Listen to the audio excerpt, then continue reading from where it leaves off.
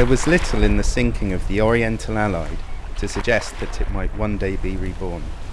The vessel, a 38-metre tugboat built in 1979, began to sink after getting into difficulties in a fierce storm on February 14th of this year. Its crew escaped to this barge full of aggregate that the Allied had been towing from Qatar. These photos were taken at the time of the sinking. All that remained was a makeshift marker buoy tethered anonymously 75 miles from Abu Dhabi's shores at around 37 metres below the surface. The sinking stuck in the memory of Captain Mark Orchard. The British Safety Superintendent for Gulf Energy Maritime had been working for the Abu Dhabi Marine Operating Company at the time, and one of his team was contacted to give assistance during the rescue. 7 months on from the sinking, I joined a group of about 20 divers from Dubai's Desert Sport Diving Club and the Abu Dhabi Sub-Aqua Club to take part in the maiden dive on the Allied. As Captain Orchard and 3 others took the first exploratory dive, the initial signs promised that he was on target. Shoals of fish were being continuously driven to the surface, which suggested that something else was down there. Descending the shot line, the Allied's mast loomed into view. Unlike the vast majority of shipwrecks divers explore, which have been battered over the years into unrecognisable lumps of metal, the Allied is fully intact. Lying on the seafloor, it remains proudly upright, as if still sailing on top of the waves.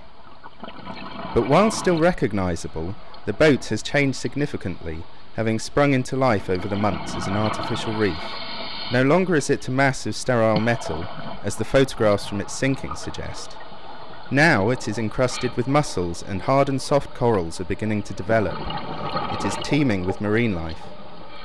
A pair of courting bannerfish circle its mast, while half a dozen batfish followed the divers around, intimidated not in the slightest by the bubbling invaders. In one of the ship's many nooks and crannies, a poisonous lionfish reminded us to watch where we put our hands.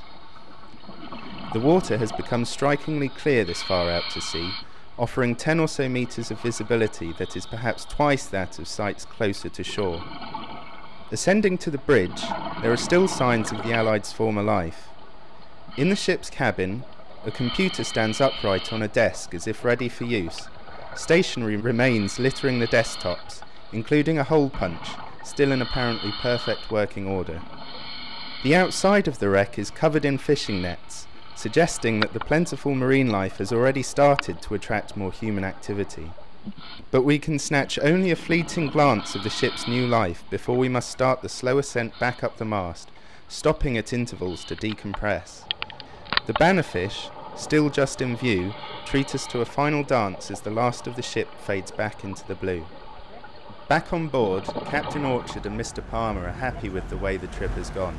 They have already started to plan their next trip, and a new life for the Oriental Allied has just begun.